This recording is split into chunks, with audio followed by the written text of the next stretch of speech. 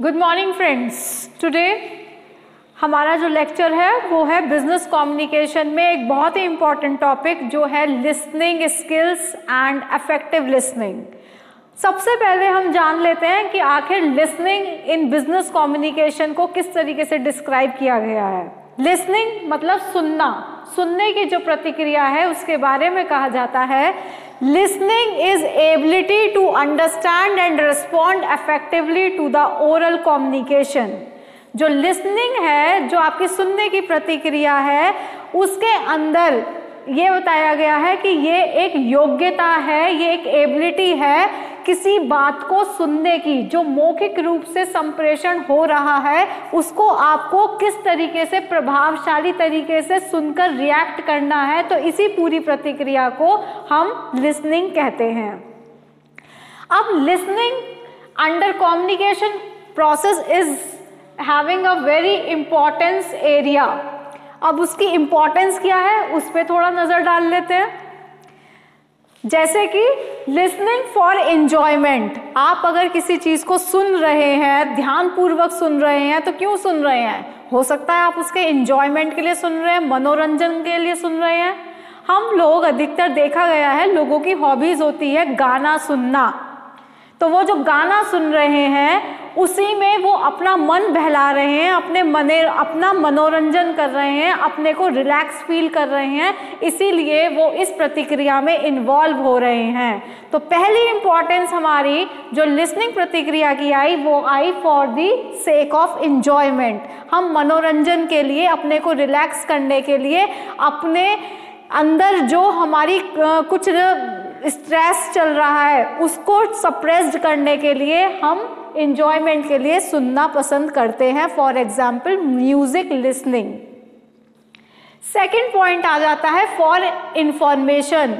कुछ सूचना मात्र के लिए भी हमें सुनने के ऊपर ज़्यादा स्ट्रेस डालना चाहिए, फोकस करना चाहिए। हमें जब सूचनाओं का आदान प्रदान करना पड़ता है, कुछ इम्पॉर्टेंट सूचना होती है जिससे हमारी लाइफ में, हमारे बिहेवियर में चेंज आ जाता है, हमारे करियर में, हमारे प्रोफेशन में, हमारी निजी जिंदगी में, हम सुनते हैं अपनी बातों को कहने के लिए, अपनी बातों, दूसरों की बातों को सुनने के लिए, उसका विश्लेषण करने के लिए। थर्ड पॉइंट आ जाता है नो लिसनिंग नो लर्निंग। ये अपने आप में बहुत महत्वपूर्ण स्टेटमेंट है।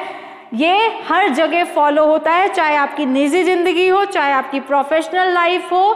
अगर ये ह्यूमन टेंडेंसी में शामिल है कि नो लिसनिंग नो लर्निंग, एक व्यक्ति को कम से कम बोलना चाहिए और ज़्यादा से ज़्यादा सुनकर अपने अंदर उस बातों का विश्लेषण करके रिएक्ट करना चाहिए।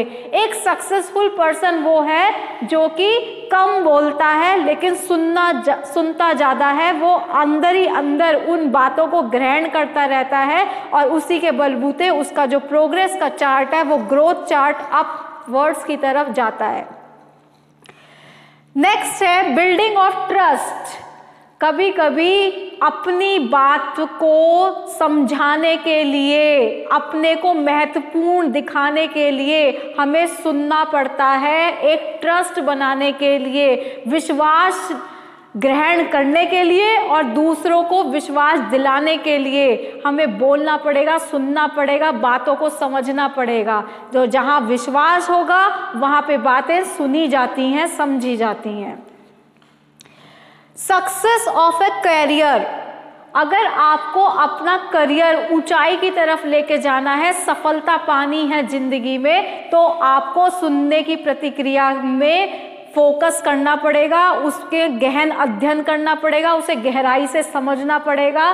सक्सेस का बहुत इंपॉर्टेंट पॉइंट है कि करियर में अगर आपको सक्सेस चाहिए तो अपनी लाइफ में इंपॉर्टेंस दीजिएगा लिसनिंग को।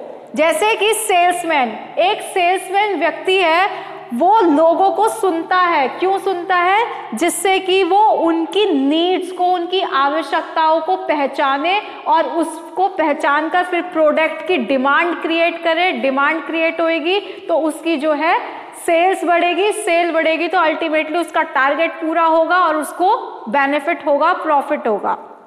यहाँ पर हमारी ये इम्पोर्टेंस थी। अब हम आगे चलते हैं प्रोसेस ऑफ लिसनिंग, कि प्रोसेस ऑफ लिसनिंग में वो कौन कौन से चरण हैं कि स्टेप बाय स्टेप लिसनिंग कैसे चलती है। पहला आ जाता है इसमें, पहली सीढ़ी यहाँ से एक व्यक्ति स्टार्ट करता है, वो हो जाता है सेंसिंग। सेंसिंग मतलब reception, neural activity, hearing and seeing, ये इसके की एरियाज हैं जिसके ऊपर काम किया जाता है। सेंसिंग कहते हैं महसूस करना।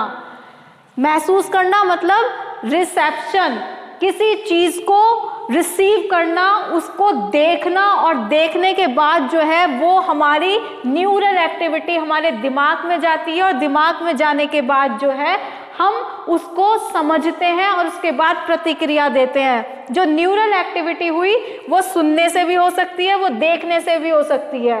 जब किसी चीज को, सिग्नल्स को रिसीव कर रहे हैं, दिमाग से उसे समझ रहे हैं, तो वो साउंड वेव्स जब हमारे दिमाग में टकरा रही है तो हम उन साउंड वेव्स का, उस ध्वनि का अर्थ निकाल रहे हैं, और उस संदेश को पाकर उस अर्थ को हम फिर आपको एक्शन में दे रहे हैं, फीडबैक दे रहे हैं। सेकेंड हो गया perception. Perception of stimuli through language understanding.